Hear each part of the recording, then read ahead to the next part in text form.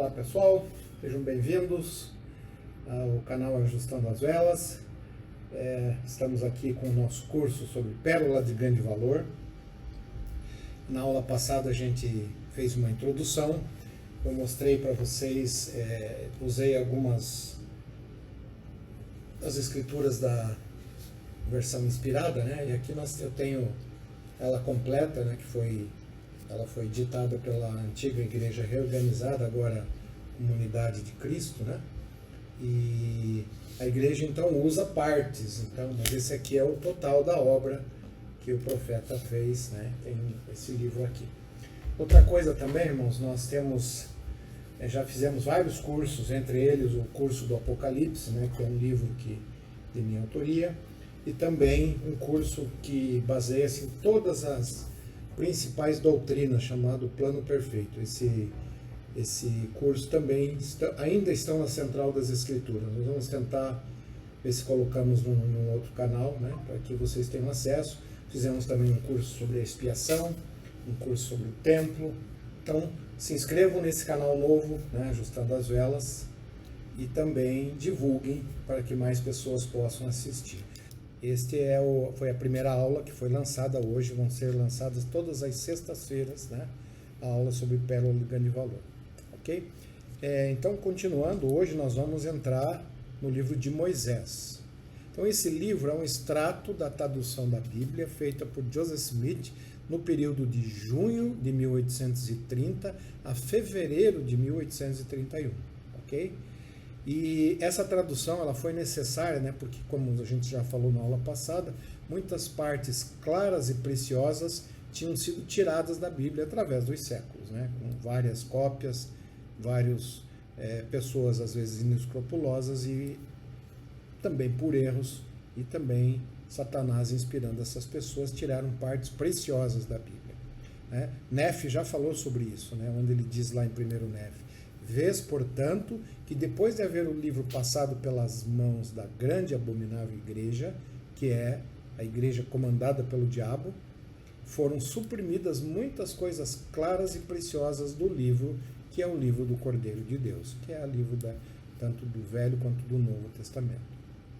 O livro de Moisés ainda, o Nefe falando sobre isso, né, e disse-me o anjo do Senhor: visto que o livro procedeu da boca de um judeu, e ao proceder da boca de um judeu, continha a plenitude do Evangelho do Senhor, de quem os 12 apóstolos testificam, e eles testificam de acordo com a verdade que está no Cordeiro de Deus.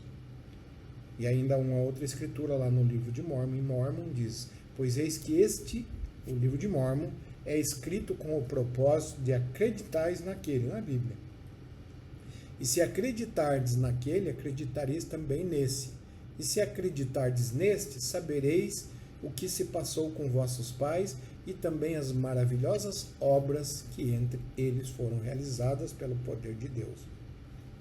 É interessante, né? O livro de Mormon e a Bíblia, eles andam juntos, né? Um foi escrito pelo povo judeu e o outro foi escrito pelos nefitas, né? Os descendentes também da casa de Israel, mas através da linhagem de Manassés e Efraim, né? Então ele se tornou a vara de Efraim. E ainda teremos as escrituras ainda no futuro de outras tribos, né? Seria muito curto da nossa ideia, né, achar que o Senhor só revelou algumas coisas para o povo judeu. O Senhor revelou muitas outras coisas para vários povos. Hoje nós temos, somos inclusive o povo que mais tem escrituras, né? Temos a Bíblia, que acreditamos ser ela a palavra de Deus, né, desde que ela esteja correta na sua tradução.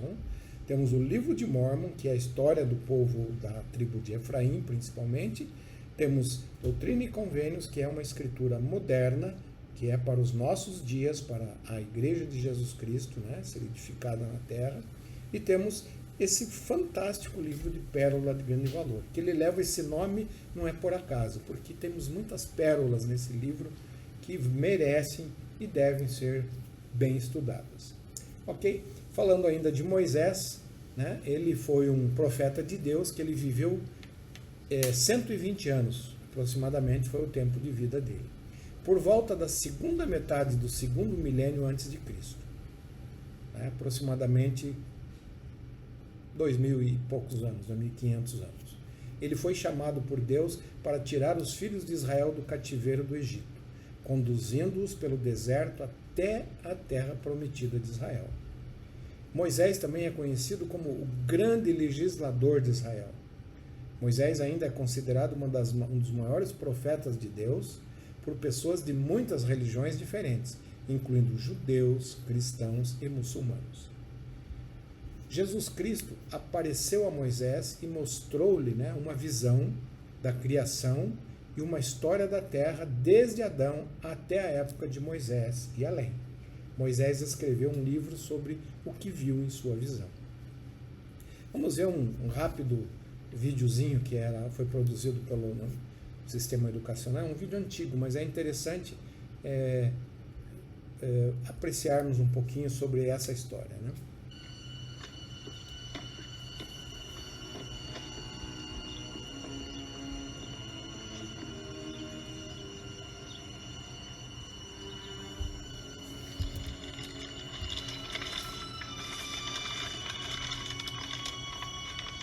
Onde estamos? Mais ou menos por aqui, eu acho. Não tenho certeza. Para onde vamos? Acho que para lá.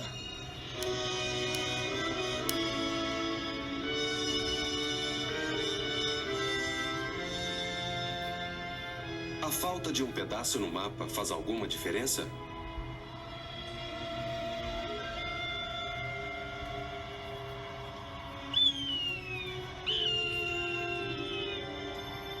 Podem então compreender como seria grave se houvesse algo faltando na palavra de Deus?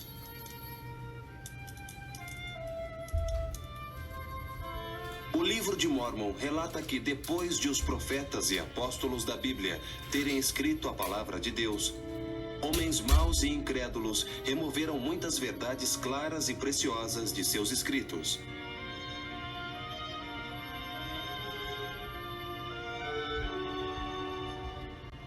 Isso causou grande confusão e muita dificuldade de se compreender a palavra de Deus.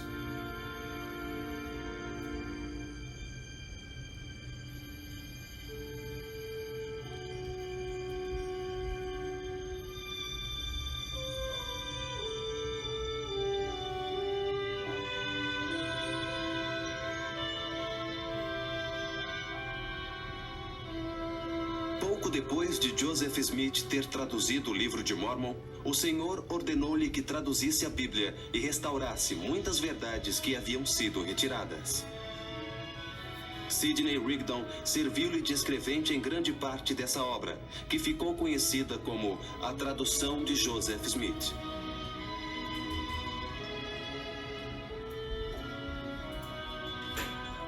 Vamos ler algumas das doutrinas e conhecimentos que Joseph Smith restaurou na Bíblia. No primeiro versículo de Gênesis, lemos que Deus criou o céu e a terra.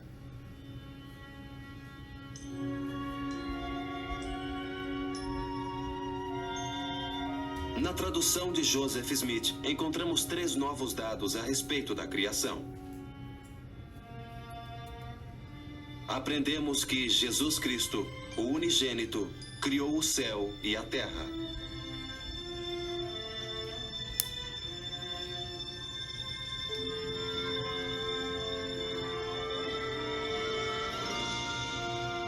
Aprendemos que Deus revelou a criação da terra a Moisés, ordenando-lhe que escrevesse as palavras que lhes foram ditas.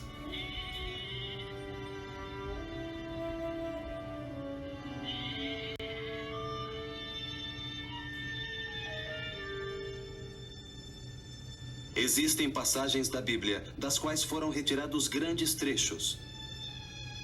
A tradução de Joseph Smith amplia e aumenta nossa compreensão de muitas doutrinas maravilhosas do Evangelho de Jesus Cristo.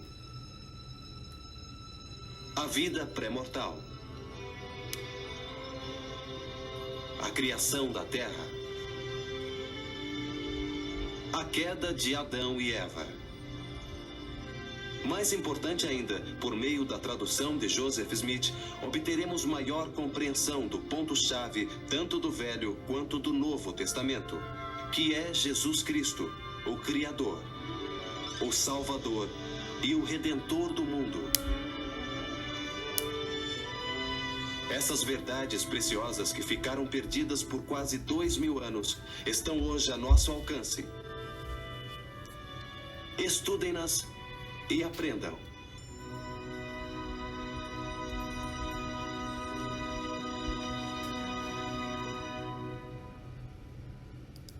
Ok.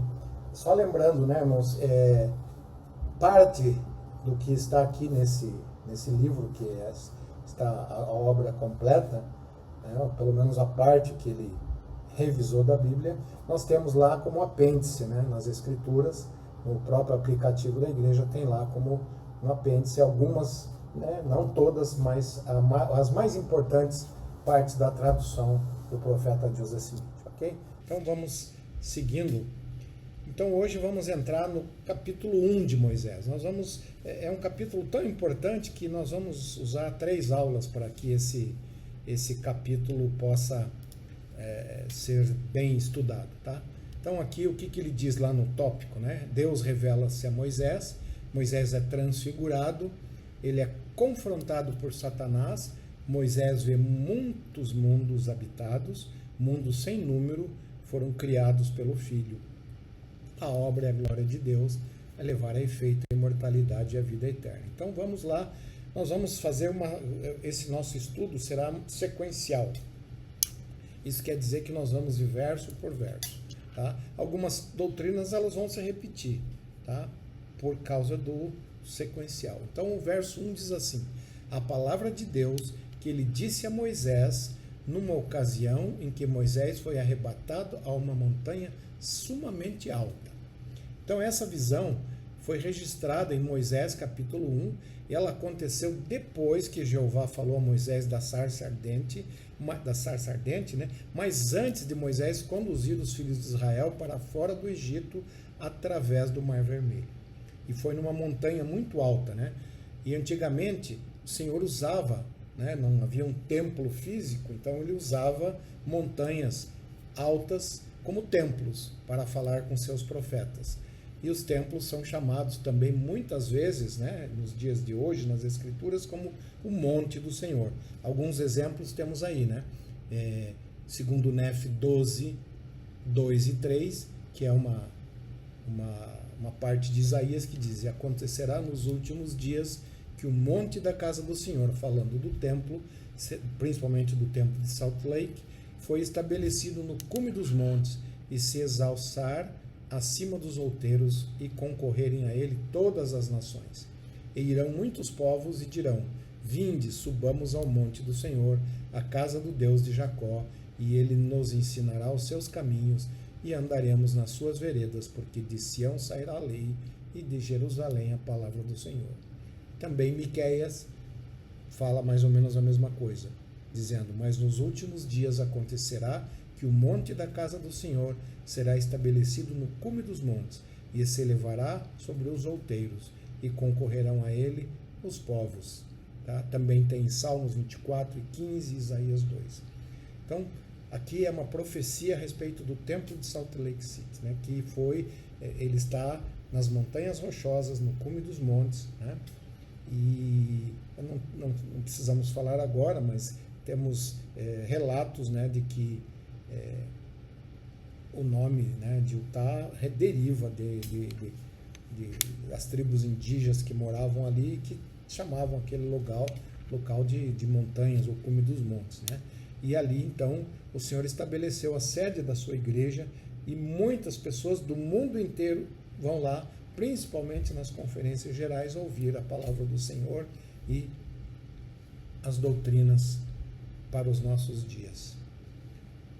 Continuando, né? Moisés, então, foi levado a uma montanha extremamente alta e viu Deus cara a cara e falou com ele. E a glória de Deus estava sobre Moisés. E viu as maravilhas da eternidade e recebeu o relato da criação e redenção de nosso planeta e de mundos sem número. Bruce Farmaconk, né, no Millennium Messiah.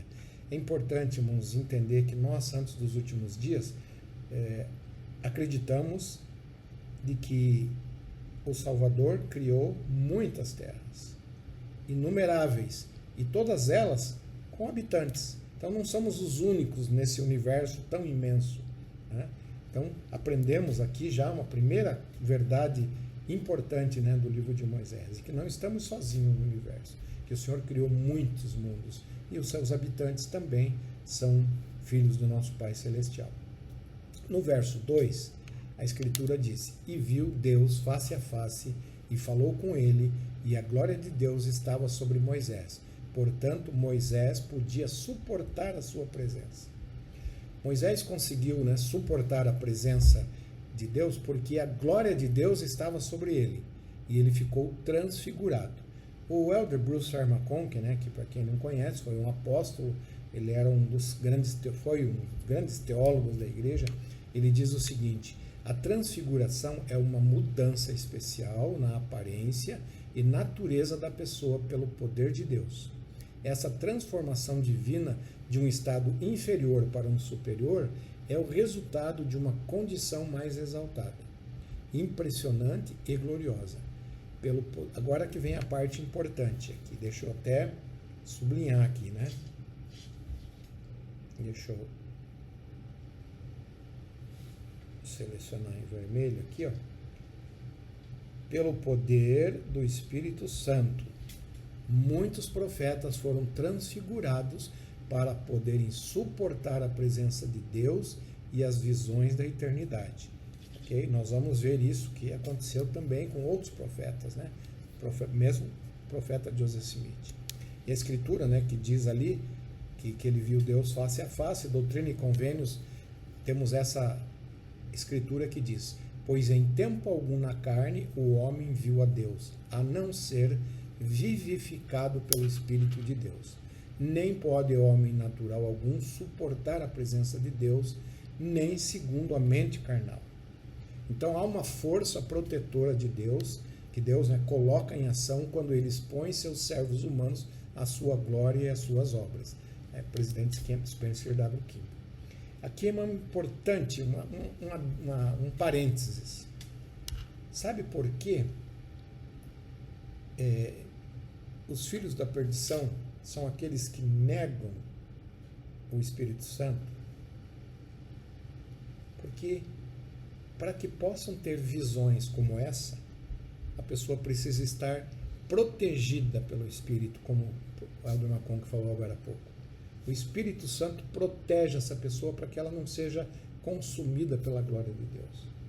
E se ele nega isso, né, ele está negando o Espírito Santo. E isso é um pecado imperdoável. Ok? Não é o assunto aqui, mas só como um adendo, né? Os irmãos podem buscar isso, né? Então, o presidente Kimball mesmo dizia que não esse pecado, né, de negar o Espírito Santo não é para qualquer pessoa. A pessoa tem que ter os céus abertos a ela, e aí por isso ele estar protegido pelo Espírito, e aí depois negar isso. É como se a pessoa disser que vendo o sol brilhando, diz que o sol não brilha, tá? Então esse é só um parênteses. Vamos lá para o verso 3. E Deus falou a Moisés dizendo: eis que eu sou o Senhor Deus Todo-Poderoso, e infinito é o meu nome, pois eu sou sem princípio de dias ou fim de anos. E não é isso infinito? Então aqui nós vemos já 3 títulos de Jeová, que é o nosso Salvador Jesus Cristo. Nós já vamos falar que foi o Salvador Jesus Cristo quem falou com Moisés, né? É até bem provável que o Pai apresentou o Salvador Jesus Cristo a ele, porque depois da queda é o Salvador Jesus Cristo que é o Deus dessa terra, é ele que é a palavra, é o verbo, como a Escritura diz, e é ele, por ele que tudo é criado. O Pai usa o Filho para fazer as suas criações. Então aqui nós já vemos 3 títulos importantes do Salvador. Primeiro, Senhor Deus, ele é conhecido como isso, Todo-Poderoso e Infinito, porque ele não tem princípio de dias e nem de anos, e nós também não temos esse mesmo princípio. Nós somos tão eternos quanto Deus, né? Porque a inteligência, a luz da verdade nunca foi criada, sempre existiu. O que na nossa cabeça e mente mortal é difícil compreender isso, alguma coisa que nunca teve um início e também nunca terá um fim.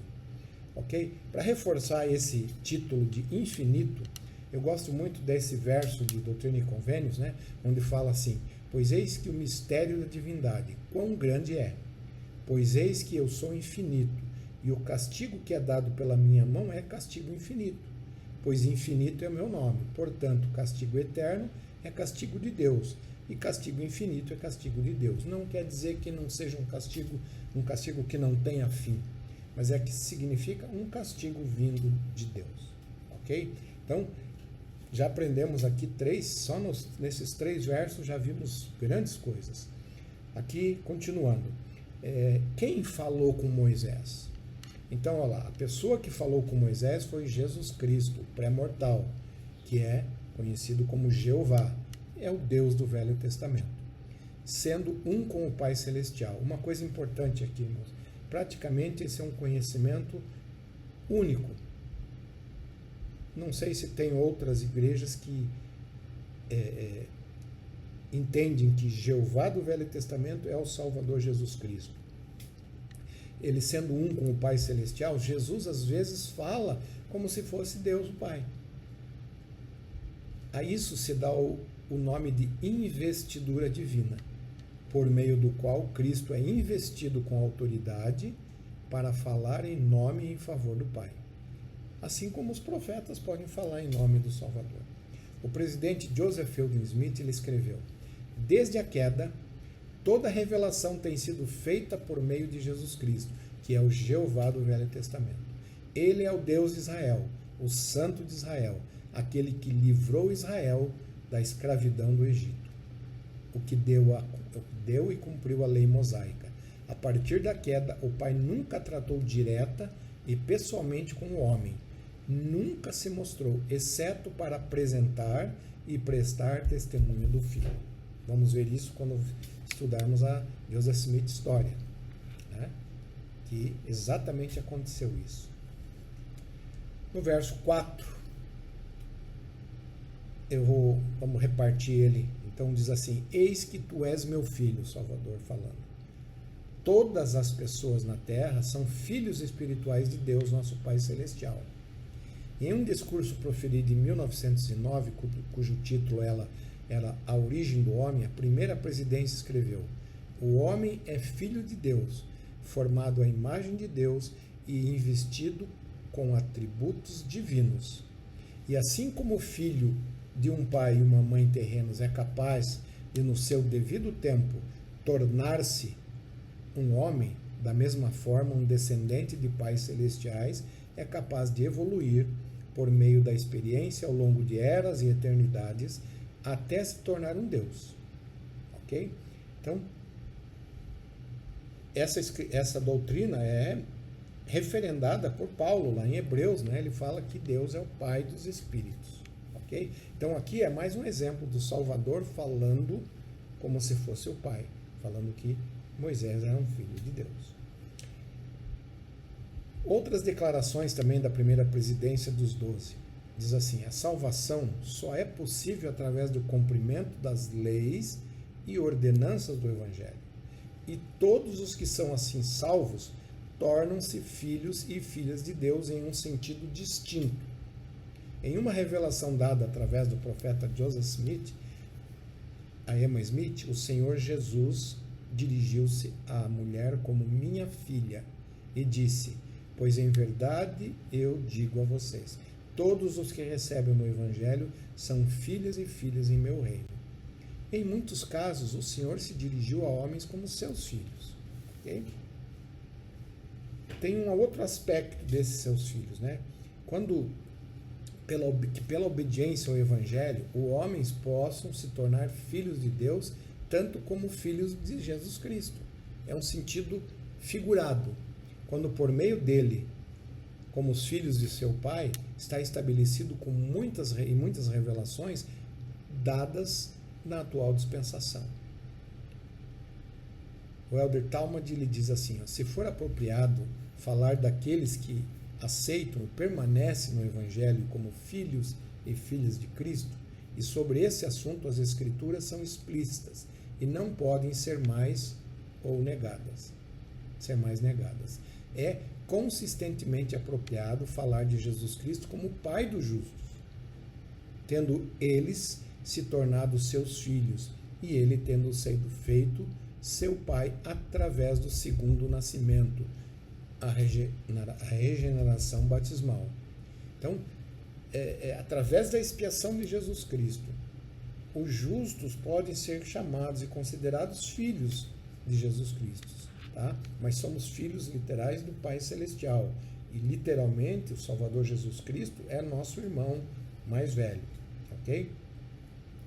E agora, Moisés, ainda no verso 1:4, né, nós só vimos um pedacinho, né? Na sequência ele diz: olha, e mostrar-te-ei as obras de minhas mãos, mas não todas, porque minhas obras não têm fim, nem tampouco minhas palavras, porque jamais cessam.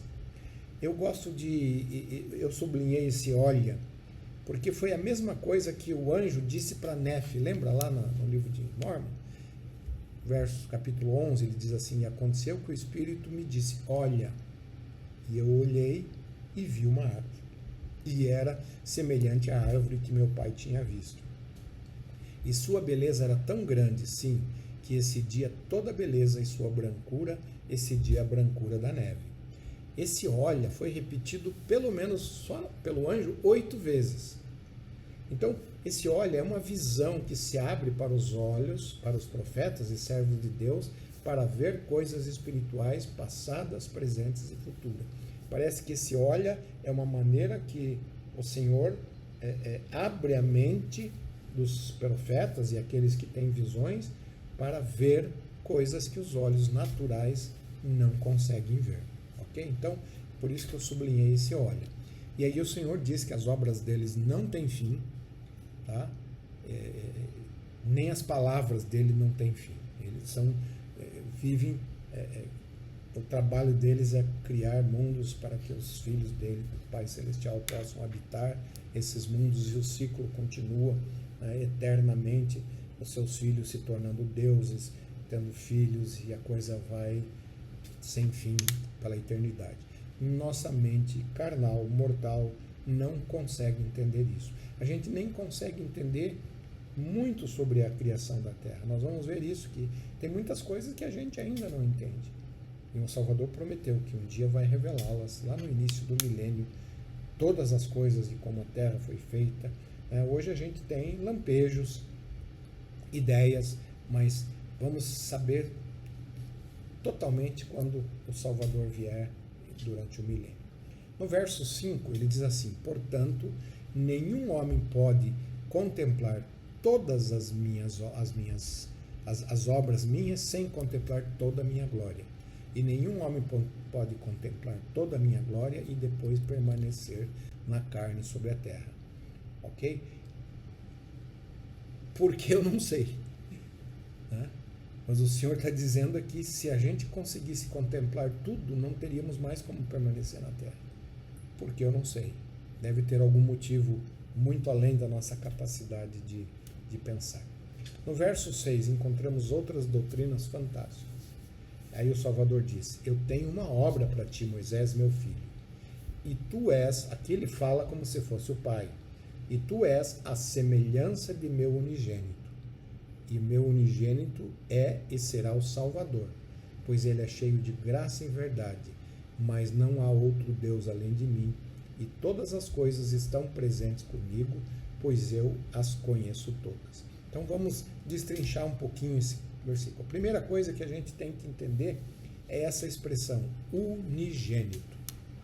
Unigênito quer dizer o único gerado. Como o nome da diz, unigerado, unigênito. Então, o Salvador foi o único que foi gerado. Esse é um título dele, porque ele foi o único que foi gerado pelo próprio Pai Celestial, né, aqui nessa terra, através de Maria. Não teve outro. Por isso o Salvador Jesus Cristo, quando veio à Terra, esse plano já era conhecido. Então, por isso ele já tinha esse título de unigênito. Por ser então unigênito, ele tinha dentro dele a imortalidade e a mortalidade herdada por Maria, né? Tá? Nós vamos estudar isso talvez mais no futuro, ok? Outra coisa, é e será o Salvador. Isso é muito importante, se é, porque o Salvador Jesus Cristo já era considerado um Salvador. A expiação já valia antes, mesmo antes dela ser feita, porque ele era tão perfeito, de tão alta capacidade espiritual, que ele se assemelhava ao Pai Celestial. Então, sabia-se que ele não falharia. Então, por isso a Escritura diz, ele já era, porque a expiação, então, valeu antes e vai valer pela eternidade. E será o Salvador. E ele reforça, não há outro. Irmãos, isso é uma doutrina importante. Não tem outra maneira de obtermos a salvação senão através do próprio Salvador. Ele é o único nome dado. Essas escrituras, se os irmãos quiserem dar uma estudada, Atos, Mosias e 2 Nefe 25, fala sobre isso, ok? Então não tem outro nome que será dado, ele é o único nome. Por isso ele foi levantado na cruz para atrair todos os homens até ele, porque ele é o único nome. E percebem como Satanás ele tenta desviar, né, a atenção do nome do Salvador, né, colocando outros deuses e diminuindo a missão do Salvador Jesus Cristo.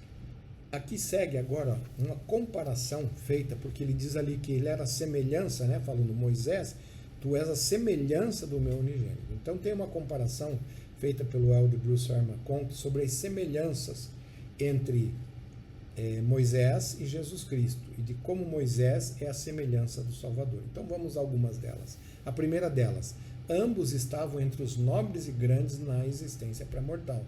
A gente sabe que todos os profetas, né, foram escolhidos na vida pré-mortal pela sua fidelidade. Então eles eram os nobres e grandes. Segundo, ambos foram predestinados a realizar os trabalhos mortais destinados a eles, e ambos foram chamados pelo nome gerações antes de seus nascimentos, com seus trabalhos específicos sendo estabelecidos antecipadamente pela profecia.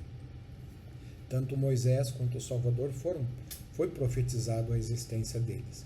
Moisés libertou Israel. Cristo, grande libertador, oferece liberdade a todos que estão sob o jugo do pecado, né? Israel libertou Israel da escravidão do Egito. 4. Moisés era o legislador de Israel. Cristo era o grande legislador que estabeleceu para todos os povos de todas as épocas o princípio de governo celestial, pelo qual eles podem se qualificar para uma herança celestial. Uma coisa importante, né? Se Moisés era um legislador de Israel, praticamente todas as legislações modernas têm como base a legislação que Moisés estabeleceu, né? Não quer dizer que seja exatamente, mas ela foi a base para as legislações que temos hoje em dia. E como vimos, Moisés foi o mediador da antiga aliança e Cristo da nova, né? Então Moisés estabeleceu a lei de Moisés, né, uma antiga aliança com Jeová, o Salvador, e Cristo então aboliu aquelas leis de Moisés e estabeleceu uma nova aliança. Jesus e Moisés nasceram em tempos difíceis. A gente sabe a história, né? Moisés teve que ser colocado numa cestinha porque senão seria morto. A mesma coisa com o Salvador Jesus Cristo. Moisés realizou muitos sinais e maravilhas e milagres diante de Faraó e sua corte e na presença de todo Israel. Nosso Senhor agiu da mesma maneira durante todo o seu ministério. Tanto Moisés quanto Jesus tinham controle sobre as águas poderosas. Um estendeu a mão sobre o Mar Vermelho, as águas se dividiram e Jesus passou por terra seca. O outro caminhou sobre as águas do Mar da Galileia e também ordenou ao vento e às ondas que acalmassem a fúria tempestuosa. Durante o ministério de Moisés, o maná desceu do céu, de modo que Israel, por 40 anos, não pereceu por falta de alimento. E Jesus veio trazer do céu pão que, se os homens comerem, jamais terão fome. Jesus Cristo é chamado de o pão da vida. Moisés se assentou no tribunal da manhã à noite, julgando as causas do povo e administrando o juízo, assim como o juiz supremo administrará justiça e juízo para sempre. Né? Então Moisés julgava o povo de Israel e o Salvador Jesus Cristo será o nosso julgador. Ora, Moisés era um homem muito manso, mais do que todos os homens que haviam sobre a face da terra. Está lá em Números isso 12:30. Jesus disse: sou manso e humilde de coração. Também ele disse que os mansos são os tementes a Deus e os justos. 12ª. Moisés e Cristo foram profetas, poderosos profetas, um prefigurando o outro, mas ambos proclamando a filiação divina daquele de quem todos os profetas dão testemunho. 13. Os que defenderam Moisés e se rebelaram contra a sua lei foram destruídos. Na segunda vinda do nosso Senhor, todos os que estão em rebelião contra Cristo e suas leis serão cortados do meio do povo. 14. Porque se vós cresceis em Moisés, creriam em mim, disse o Salvador, né? Porque de mim escreveu ele. Porém, se não credes nos seus escritos, como crereis nas minhas palavras? Cristo e Moisés andam juntos. Se um foi um profeta enviado por Deus, assim foi o Salvador. Se as palavras de um é verdade, então assim como o do outro também é verdade, né? Então, aqui são algumas comparações, né, que Elder Bruce McConkie fez do Salvador e Moisés. Ele ainda continua, o Elder Bruce McConkie. A expiação é eterna. Tão eterna quanto o Evangelho, tão eterna quanto o plano de salvação, porque seus poderes salvadores e redentores sempre foram manifestados. É o meio pelo qual Adão e todos os santos antigos foram salvos. Através dele, eles tiveram a plenitude do Evangelho eterno em todos os seus dons e glórias. O batismo e o casamento celestial tiveram eficácia eterna e virtude eterna por 4.000 anos antes mesmo do Salvador Jesus Cristo nascer na carne. O plano de salvação é sempre o mesmo, e as almas naqueles dias eram tão preciosas aos olhos do Senhor quanto as almas são hoje. E tudo que já foi feito pelos santos antigos, que os antigos esperaram e foi construído sobre a base da expiação que estava por acontecer, tudo foi feito com antecipação. Há um ato que é eterno por natureza. E as bênçãos da expiação continuarão a se manifestar enquanto houver homens na terra, e por falar nisso, eternamente depois disso. É verdadeiramente uma coisa eterna, perpétua, que como Deus é para nós, sem começo e sem fim. Moisés foi criado em uma atmosfera de idolatria, lembram disso? Por isso que o Senhor disse ali, mas não há outro Deus além de mim. Então, temos que lembrar um pouco do contexto em que Moisés vivia. Então, Moisés foi criado em uma atmosfera de idolatria. Havia inúmeras divindades entre os egípcios. Ao iniciar o trabalho que o Senhor disse que tinha para Moisés fazer, era necessário centrar sua mente e fé em Deus, o Pai Eterno, como o único ser a adorar. Portanto, as palavras agora em consideração, ou melhor, aquelas que foram realmente faladas a Moisés, das quais estas são uma tradução, foram enfáticas, não apenas quanto aos falsos deuses dos tempos antigos, mas aos espíritos ilusórios dos quais Satanás era o chefe. Então é muito importante lembrar, hoje nós adoramos o Pai Celestial e também adoramos Jesus Cristo, mas naquele contexto Deus tinha que colocar que ele era o único Deus. Claro, Jesus Cristo estava no mesmo patamar, né? Está no mesmo patamar, porque um é a semelhança do outro. E ainda, o Elder Boyd K. Packer disse: o Pai é o único Deus verdadeiro. Isto é certo. Ninguém jamais ascenderá acima dele. Ninguém jamais o substituirá. Nem nada jamais mudará o relacionamento que nós, seus descendentes literais, temos com ele. Ele é Elohim, o Pai. Ele é Deus. Dele só existe um. Reverenciamos nosso Pai e nosso Deus. Nós o adoramos. E ainda, sobre isso, o profeta Joseph Smith: sem o conhecimento de todas as coisas, Deus não seria capaz de salvar nenhuma parte de suas criaturas.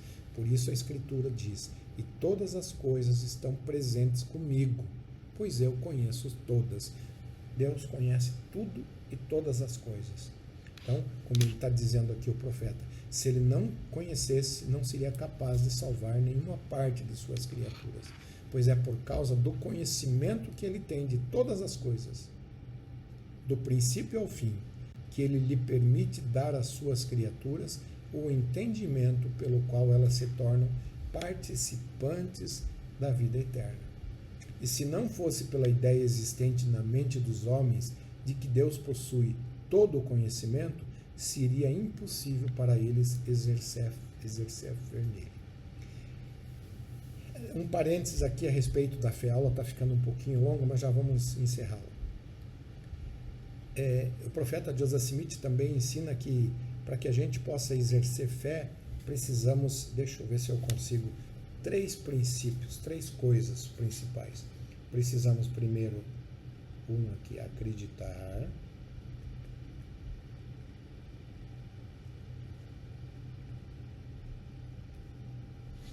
Está meio esquisito, mas tudo bem. 2, acreditar que Deus tem todo o poder e todo o conhecimento.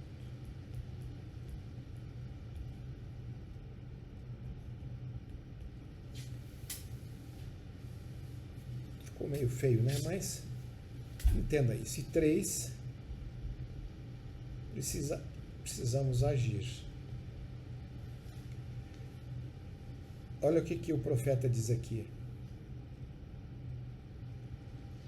E se não fosse pela ideia existente, né, está nesse período aqui, a ideia existente na mente dos homens de que Deus possui todo o conhecimento, seria impossível para eles exercer fé nele. Eu quero centralizar, deixa eu voltar aqui, eu quero só enfatizar no segundo aspecto da fé.